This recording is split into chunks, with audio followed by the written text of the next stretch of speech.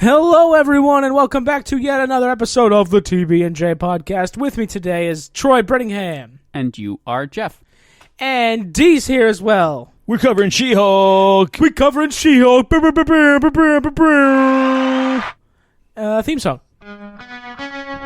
TB&J! You weren't, dedicated to that theme song. You weren't convinced about it. Your theme song confidence is low today. Kind of hate our theme song. Huh. The douchebag who wrote it's kind of a piece of shit. I kind of hate it. No, he sucks. Emotional Thanos. Emotional. It's an inside joke for people that haven't listened to every episode of the podcast. My best friend wrote that song for us. Well, thank you first off. I didn't know that I wrote the theme song, but that's cool. He's also the best man at my wedding. I don't know if you know that. No, I understand that. I get that. Yeah, that's cool. I'm not upset at all. I'm officiating. Yeah, no, I get it. Yeah, no, I get it. Yeah.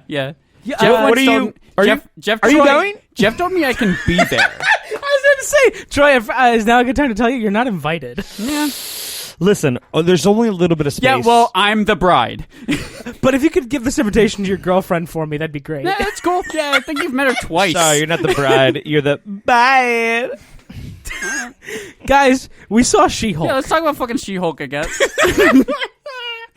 We saw She-Hulk, and I'll be honest, I was really, really expecting this to be a big ol' stinker. And spoiler alert, thumbs up. Troy? I'm thumbs up. D? Is this the are we doing a preview pod? Is the preview no. It's a streaming. It's only a 30-minute episode on Disney Plus. I don't feel like anybody's going to watch it before they listen to this. Before so if you watch the episode, I mean, we're going to do full spoilers here, and it's a thumbs up for me. What did you guys like about this? What gave it made it thumbs up for you, Jeff? The writing was absolutely incredibly well done. Agreed. Jessica Gao is the woman who wrote this show, and I felt a little bit of familiarity in this writing, and I couldn't put my finger on it, and it was really bugging me this whole time. I just looked up her body of work on Wikipedia. She wrote for Silicon Valley on a bunch of episodes. Okay. She wrote a bunch of Robot Chicken, and she wrote the infamous Pickle Rick episode of Rick and Morty. This is good. I mean, this is good writing, right? I mean, this lady is now the head of the entirety of She-Hulk. They had a solid banter between the two of them. She also wrote Star Wars Detours. This is essentially what I imagine this show is going to be, because if this functions like a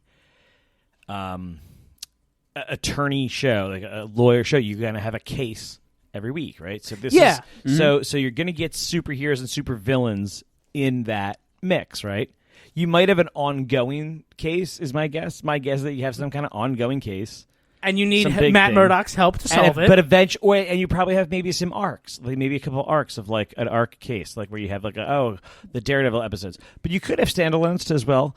But I'm willing to guess that this is just their Hulk episode. This is the longest series that they're doing, right? It's like 12 or 18 episodes, somewhere in that. I'm mixing that up too, because I think Daredevil is supposed to be 18. This is not that long, but it's also long. Yeah, I know that 9. Yeah, this is 9. Okay, 9 episodes. So it's not okay. So it's not super long. I know Andor's 12. I know Daredevil, they said, was long. So they gave two women, right? The two women-based shows, WandaVision and this, 9 episodes each, and then they were well, we got to give one man 18. Right. That's only fair. That's Justice is blind. Yeah. They're both lawyers. He gets double. That's what I got out of all this. Yes. And also he gets to be in her show. And also put Vision's name in her show. Yeah. Bring Paul Bettany back. Why not? Just bring him on back. No, but you're right. I so you're going with the writing. I definitely agree. The writing was to say nothing of Tatiana Maslany. I might be butchering that last name. The actress who plays Jennifer Walters. Another solid thing was that she is winning. Yeah, she's crushing it. No, well, I mean, she's a winning personality. She's not the sarcastic, cynical Hawkeye slash Miss Marvel slash New Black Widow slash every single female character with the same personality so far in the MCU. Besides Wanda, you're pretty spot on the money. They have a really hard problem with the everyone's Haley, what's her name? Everyone's Hawkeye including Hawkeye. Yeah. Haley And- Seinfeld. and Steinfeld. Excuse me, not Seinfeld. And remind me of the actress's name who's playing She-Hulk, because Jennifer is Tatiana Maslany. Tatiana Maslany. She is incredibly winning, incredibly funny. She has a lot of range. It seems she seems very natural. This is the first I'm really, I think, seeing her. She doesn't seem familiar to me. I know she. Am I wrong to say that she was in that show about like clones or some shit that was on a while back on the network? Possibly. I don't have her. She was in Heartland, Being Erica, Perry Mason, None of this. Maybe Orphan Black. Orphan Black. Yeah, she was in Orphan Black for a few years. I think she was in. That's where people said she had a good role. But the thing, bottom line, it's I liked Maslany. her I thing. nailed that last name. Look at me. I liked that as well. So, Troy, what did you enjoy about this? Same or more? The chemistry between the two is definitely the big reason that this episode wins a lot. I do like that they actually dedicated to doing the fourth wall breaks. Oh, it was so a great. la Fleabag. She does that in the Yes. comics, right? Yes, She does. The John Byrne run establishes this pretty hard. Yeah, and I believe she does it pre-Deadpool. Yeah, because She-Hulk came around years before Deadpool. I do think feel like she's the first character to make the first titled character, let's say, to make this a shtick.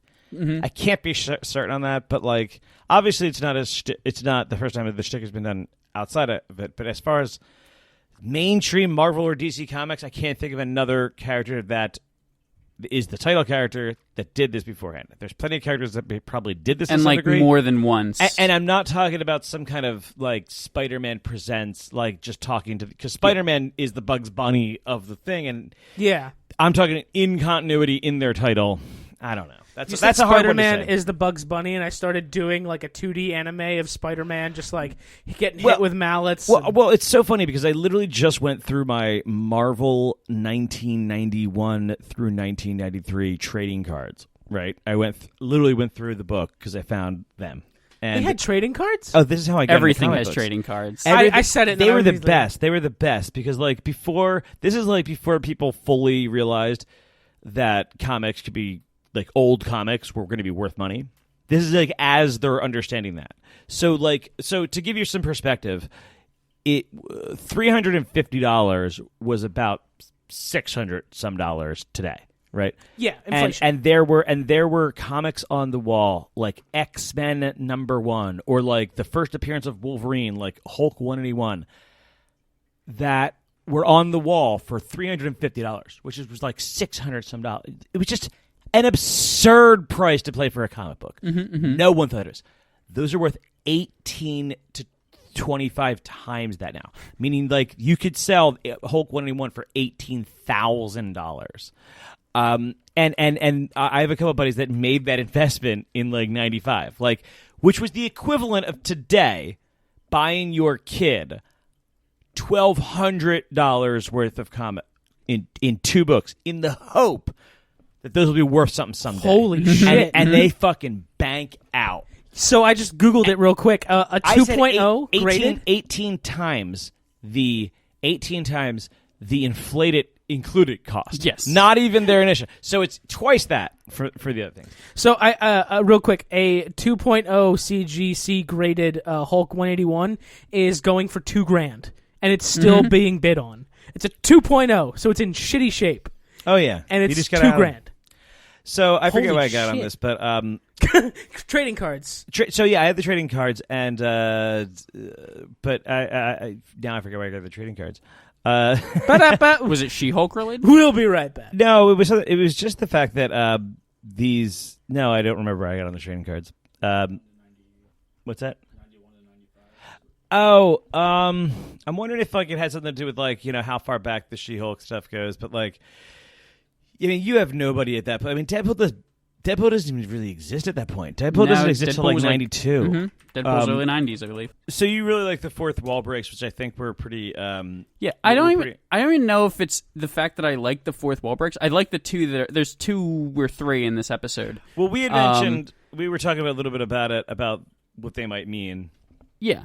I first off just like the fact that they actually did them, and it's not just like because this first episode feels instantly kind of different than some of the past Marvel shows, which I've liked all of them, and you guys have had varying degrees of interest in a lot of them. Right. But they are kind of like, when they're not WandaVision, they are sort of the same sort of formula. Right.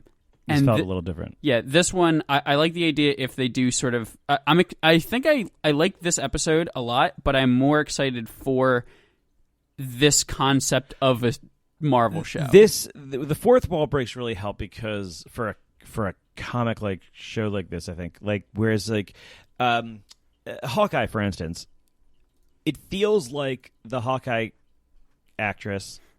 Someone's got to help me out with her name. Haley Steinfeld. Haley Steinfeld. Is it Steinfeld? Okay, that's what I would remember. Jerry Seinfeld. Jerry Steinfeld. She almost seems like she wants to deliver half of her lines to the fourth wall, and it's like it's like, oh, you can kind of do this a lot better that way, and then it saves the character herself from being the person who actually says those things, and more of the character that seemingly thinks those things but doesn't address it, which adds layers to the development of the character, and I think is just neat. Also, like, they're clearly doing this Fleabag thing that I think has been referenced in a couple other pods, if you haven't listened to them, about like that, like, they're doing this. Fleabag was a show on, I think, HBO or Showtime, where she broke the fourth wall. But at certain points, and interestingly, like, people are like, "What is that? Like, what are you doing?" Like, and they like, Hulk, she makes a look at the camera, and the guy's like, and he looked at the camera. He's like, "What are you doing?" He like looks at the camera, like, "What are you looking at?" And it's almost like when Pam from The Office starts talking to one of like the cameramen, and you're like, "What? What?" It breaks the fourth wall in that way, where it's like oh, this might be it. And we got talking to the idea that this might be a connection to the fact that she doesn't have an alter ego in it. And I'm wondering if they're going to go that route to say that that's the reason she doesn't have it. And that was going to lead me into the other thing that I thought was really good about this. You said the writing with Jessica Gal. Yeah. And yeah, it was A, breezy. It was B, like, just fun from moment to moment. Like, there's just standout moments in the show, and there was some heart. It wasn't just funny. Like, the stuff with Hulk, when like about the bar and stuff, and Tony. was fun. Like, and it was there was emotion to it, and like you said, the chemistry between the two was crazy. Now, this is going to be the part where I throw in something where I'm like, I have the same compliments to it. The writing was great. The pace was great. There's a bunch of scenes. We're operating off of 137 minutes. The chemistry was good. Like, everything was good. Yes. What I also thought was really good, and I'm going to caveat this in a second, was the CGI. There was a few moments, that looked like there was like dialogue without mouths moving, stuff. But on the whole, even then, that looked more like audio sync issues than it did with CGI. The CGI and generally that's one of looked the things good throughout. And that's one of the things that people were ragging on the most with trailers and stuff coming out. Right. And what I'm worried about right now is, and what I'm thinking is that, well, two things. Is just that, and I don't know which is worse, that they just killed people.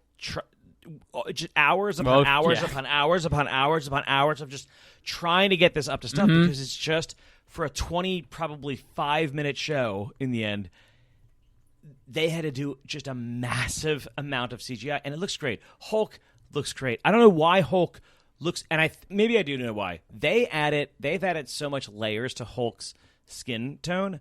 He has liver spots. He has got insane facial texture. hair. And this is the things that they can't do with a female's face. They have to airbrush her, and she looks airbrushed. And it's like, no, you have to show her wrinkles. But like, then at the other tone, it's like, does she have wrinkles? You know what I mean? It's like it's a toss-up here. It's and the like, imperfections that make it look better. And it's why Hulk looks more human as he's an older Hulk that they're showing here.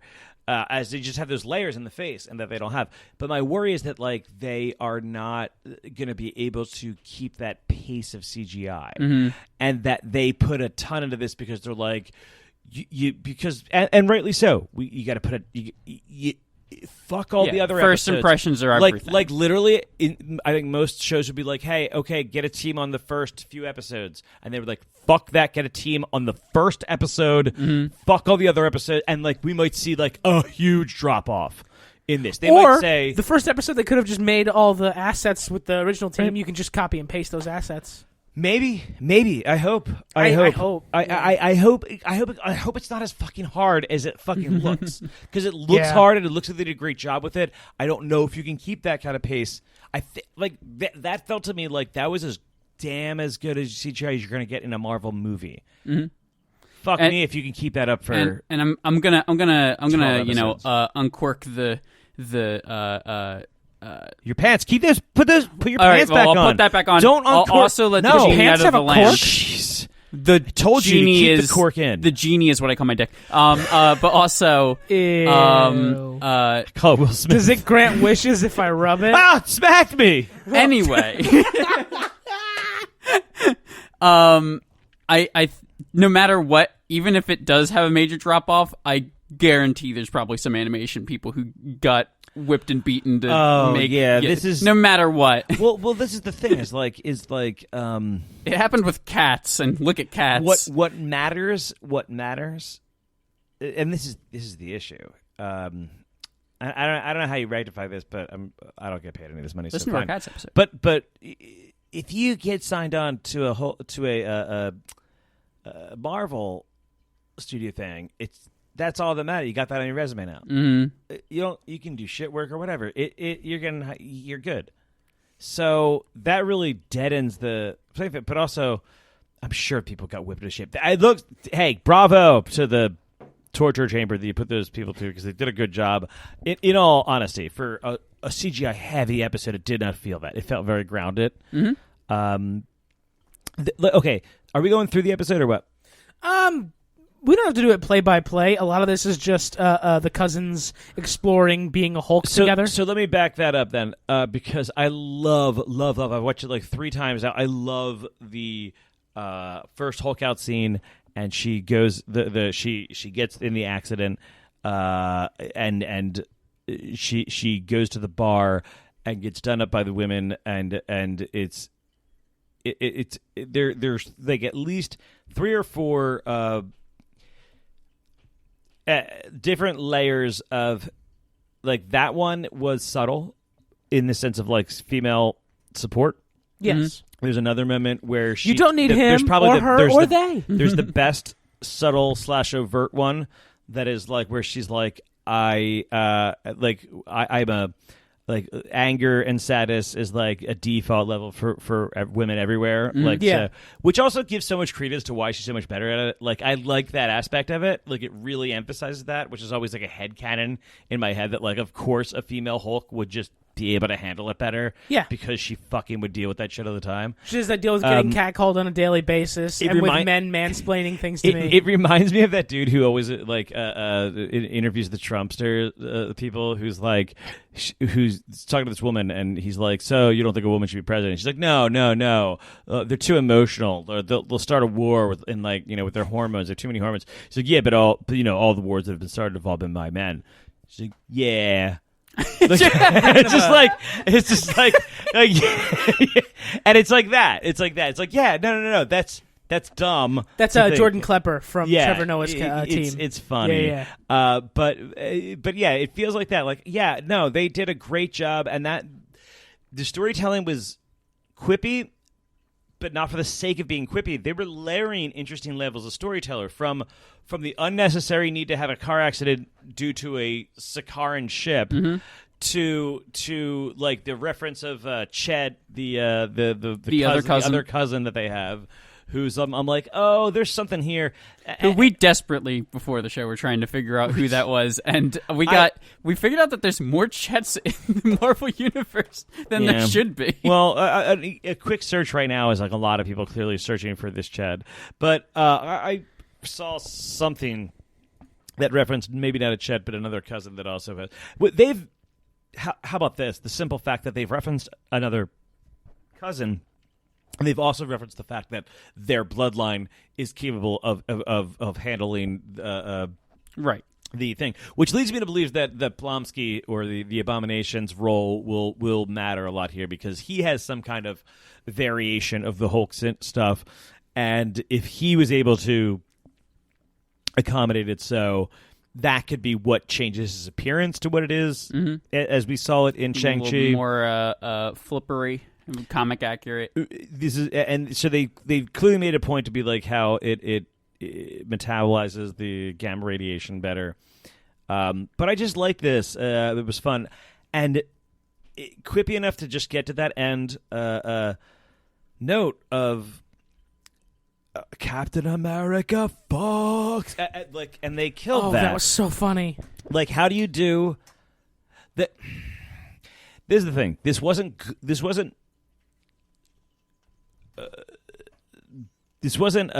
juvenile enough and hard enough to be at Deadpool levels. Yes, but it was good enough for what I think She-Hulk could be.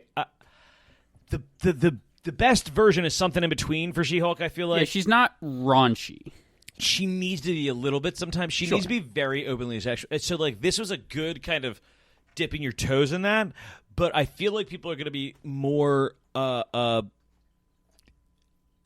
weirded out when she is herself is this sexual. Yes. When she's talking about Captain America, I mean, we've laid, seen in the trailer. It's fucking hilarious, right? Oh, everyone's on board. You're all in. But because Captain America fucks is the funniest. Like, that line fucks is what really what the case is. Like, the whole sequence. For sure. And you would let that line fuck you. I just find the way that the editing and writing worked was really well. Yes. Like, it was very natural yet not forced. Or natural and not forced. Like, that whole sequence where it's just like, it plays real. I've watched it 3 times, and usually I can see the setup. Like, all through Hawkeye, I can watch the setup happen. I can watch them delivering lines. They're not delivering lines. These are 2 good actors in CGI, which is crazy. And it's just good. So I was pleasantly surprised. I'm worried about some kind of drop off in the quality of the CGI just by the state of things. Less like well, here's practicality, but let me like try let me try to be the beacon of hope of the podcast, and then if things go wrong, you can yell at me later. I like doing that. I can yell at you regardless. Yeah, I figured that was going to happen. Shut up! I'm making a point. I get it. Yeah, it's anyway. I can still come to the wedding, right? Can I watch from afar with binoculars? Well, if we zoom it, maybe. Okay. Yeah, we'll zoom it for you. Well, yeah, COVID's still a thing, I guess. Anyway, sure. All right. But if the show, like, so one of our big complaints with Moon Knight was there's really like I didn't care about anybody. There's like 3 or 4 characters in that show, and 2 of them are Oscar Isaac. And one of them is annoying, and the other one is potentially murderous. And I don't like. I already care about Jennifer more than anybody on the entire Moon Knight, entire 6 episodes. I was the one. I really liked Moon Knight, and I agree with that. Right. 100%. But Jen is immediately appealing, right? Yes. I like her secretary or her Pierre paralegal. Yeah, well, that's the whole thing is because it's going to be sort of a longer style. Like she keeps calling it a fun lawyer show. Lawyer show. It's going to be like a lot of characters and stuff like that, and a lot of different interactions and stuff like that. So it's like I feel like I was going into the show going, it's at least going to be okay. Like it can be kind of funny, and it does seem like a perfect opportunity because, like, here's the thing: is like Daredevil is obviously a lawyer too, right? Yes. And he's going to be in the show, right? Mm-hmm. But and everybody Daredevil lost their mind is too serious of a character to do this show. Yes, which I think in their mind people would. Yeah, she's a lawyer first, superhero second. He's a superhero and that's first. the thing is, like, if you were like, yo, what if we did a Daredevil show where he's a lawyer to the superheroes and he does the thing, and like every episode you either get some superhero, because we know Wong's going to be in this. We know Abomination's going to be in this. We know Daredevil's going to be in this. Who the hell else? We know Frogman's going to be in this. We know a ton of so every episode that every one of those characters that you're hearing about is a 1 or 2 episode arc. So you could easily do we're going to do 2 episodes of this legal battle that she's doing representing this character or dealing with this character. So you could do that with Daredevil. But if you did that with Daredevil, people would be like, but Daredevil! Like, with She-Hulk, you're like, okay, it's not... Like, this is what it is. This is what it is, because, and that makes... I love the idea of doing an offshoot character, which She-Hulk is 100% She-Hulk. Yes. Like, it's... She's how one of the many characters that have the name of the male counterpart in the name. Yeah, right. It's like you make it their own thing by just doing something different, and you do something different by doing the thing that the other people aren't willing to do. Like you can't make a Daredevil's Everybody's Lawyer show because that minimizes the character to this role, and it's like, okay, then you get third-rate Spider-Man then, or you get gritty, you get Red Batman. You're Red Batman then. Yeah. And that's I'm what not gonna you're going to get. Oh, somebody, that's like a classic thing in Daredevil because Frank Miller did both of them. That someone from a bus sees Daredevil flying over a bus and he's like, "Oh, red Batman." But yeah, I enjoyed it. I did Jeffrey, other thoughts I didn't know Daredevil was in this until yesterday. Mm-hmm. He's got a yellow costume. And I'm so fucking excited to see Daredevil there cracking jokes alongside Jessica Walters. I have a feeling he'll Walters. be more serious on this end, but yeah. I mean, sure, but there's no way Jen's character is not going to try to have fun with him. I think that's the fun that you'll have. She'll be fun to his straight man. He'll be the straight man of he'll be Batman. He'll be Batman. He's Marvel's Batman, way more than Moon Knight. His joke in the MCU right now was, "I'm a really good lawyer," which isn't exactly the punchiest of lines. It's a great line in the movie, but that was a cameo, and that's all they're there for. But Troy, to be fair, he's a really good lawyer. Yeah, I get it. But like Alan McBeal levels. But you did just unlock Franklin and Bash. I was thinking more of Murphy Brown. Well, she was a newscaster. God damn it! I fucked up my '90s references. But you did just unlock a fear in my head after I said I was going to be the beacon of hope. You like to cast doubt on this podcast. I like to unlock fears. Yeah. Is that your superpower? Oh God, he's wearing a trench coat filled with spiders. I thought you were going to say he's wearing a MAGA hat. Well, also that, but that's not to unlock his fear. It's a holy structure full of spiders. He just also wears that hat a lot. What it was stands for make ass eating great again. Well, yes, I agree with that though. But it's just a MAGA shirt. Make eternities get eternities. Who attorneys the attorneys? Let's be honest here. MAGA. Anyway, yeah. What was the thing that I'm almost I'm afraid of now is this show ending in a big Hulk battle. And well, yeah, I mean it's that seems like what it's gonna do. But I kind of hope that the last episode's a big court Why case. a Hulk? Oh, you think some other kind of Hulk family member? Yeah, they're going to find a way to or be Abomination. Yeah, they're going to find a way to be and here's the superhero stuff. I know. That's what it. I could see Abomination being the long story arc here, and I could definitely see that. And it being her blood and having a big Hulk battle by the end of it.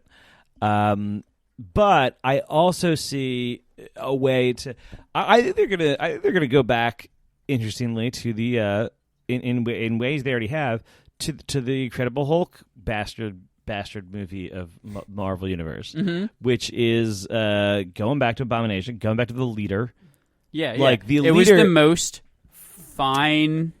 It was the most fine movie at the time that just completely ignored. The fact that they never thought of an idea to do with the leader after that is so strange to me.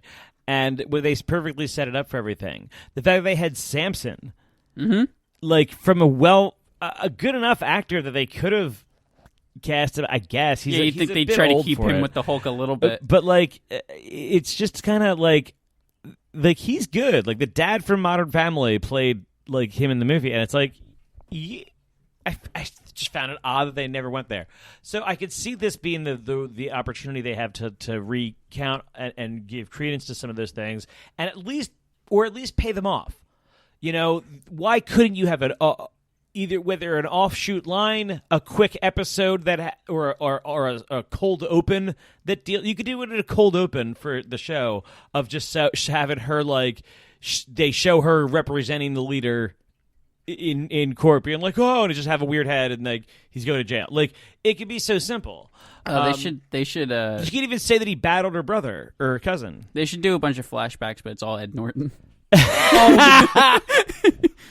Dude, that's genius. If they could have, Write if they down. could incorporate Ed Norton into any episode of this in any kind of that would be fun. Him playing himself. Because, well, in all honesty, I don't think they left on like the worst of terms. I think they left on terms of like, I don't want this. They're like, well, we definitely don't want you then.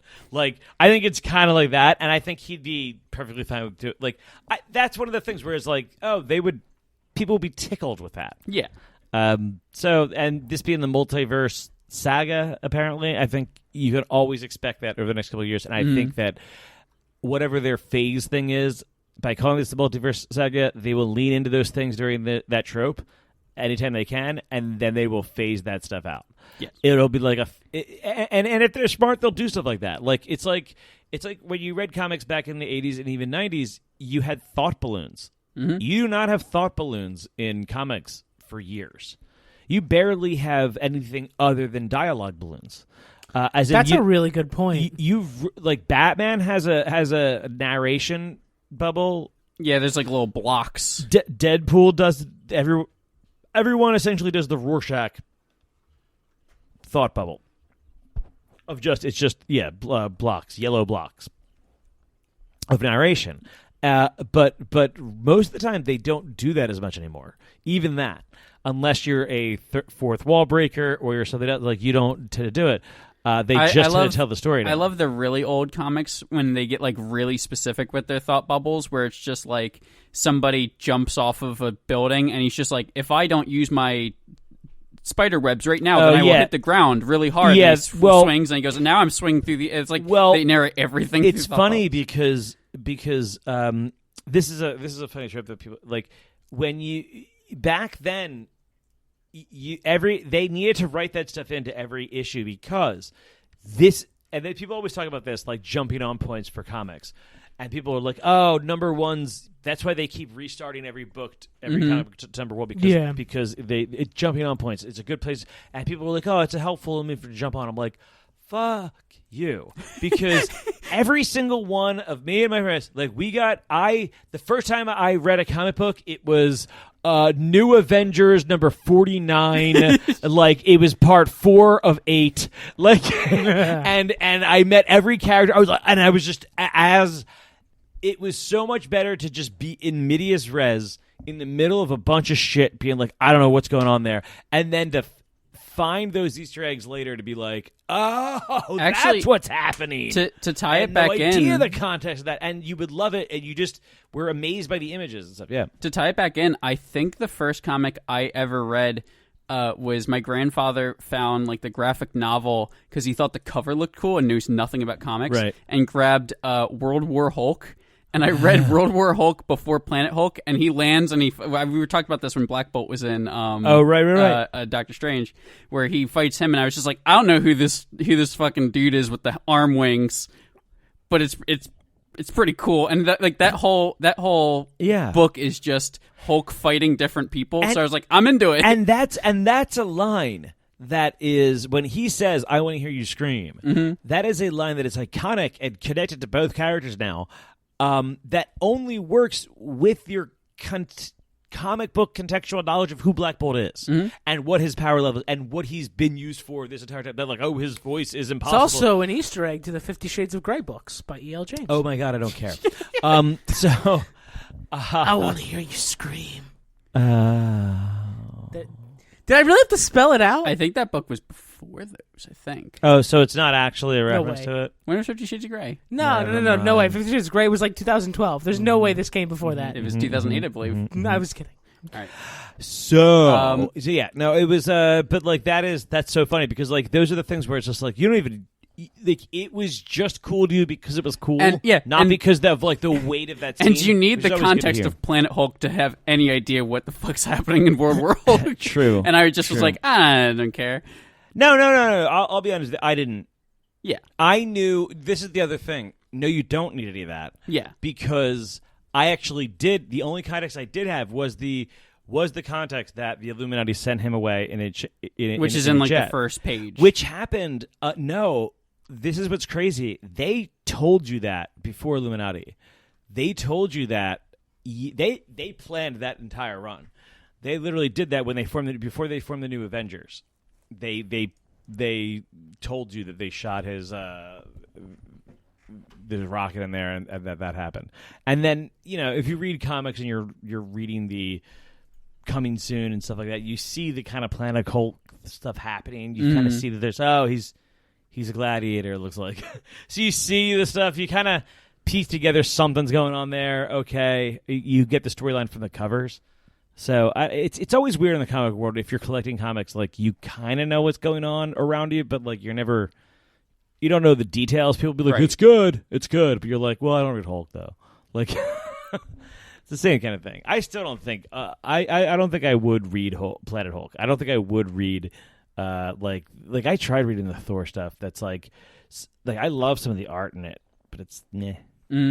Anywho, She-Hulk seems solid. Everybody, see, I'm tentatively awaiting episode 2 to see how this goes. But do we have information about our Patreon and or our House of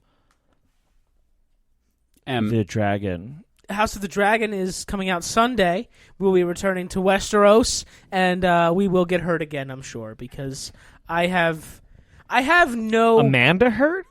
I have no faith in this show. But I have no faith. I'm still excited for it. Yeah, no. I actually, this is what's crazy is that we have decided to try to split some coverage here, and I was kind of leaning on House of Dragon, and Troy was leaning towards She-Hulk a little bit. And so far, I'm like, all right, She-Hulk is because obviously I've been let down a couple times with Marvel shows recently. So and one of the reasons I wanted to watch it was because it seemed so different from the other ones, especially when I started seeing the fourth wall breaking in the trailer, and I was like, this could be something else. Plus, now we got Daredevil, we got Abomination, we got fucking Smart Hulk. The references are fine, but like, I don't want Marvel stuff to live and die by the references and character cameos. Except it's good to have a character that works that way. No, it's very nice to have. I totally remember where I had the cards discussion before. Oh.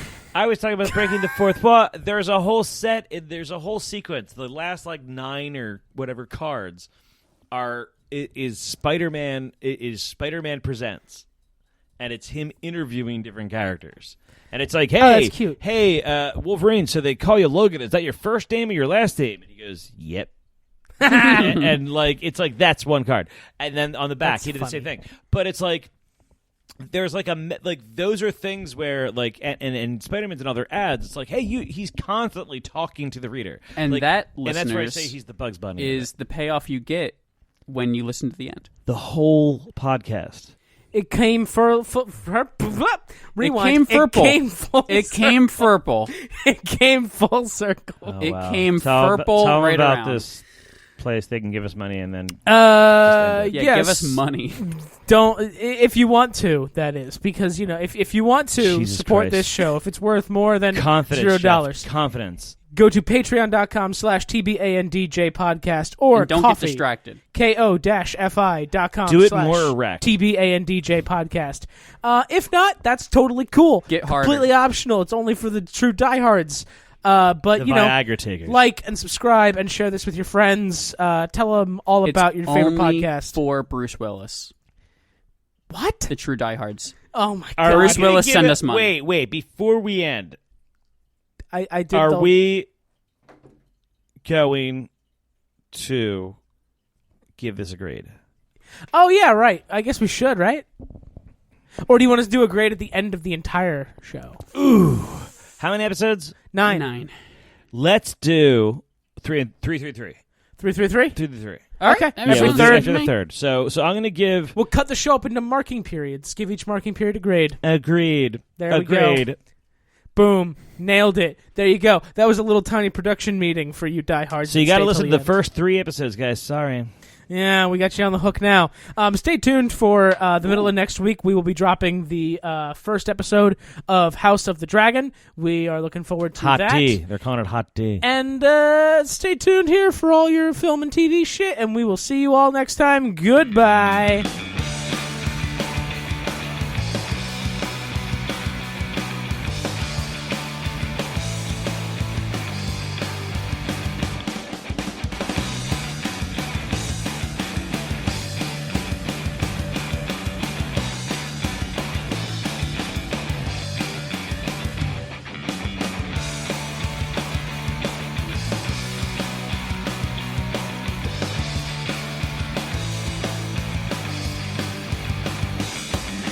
They have a girl hook now? She.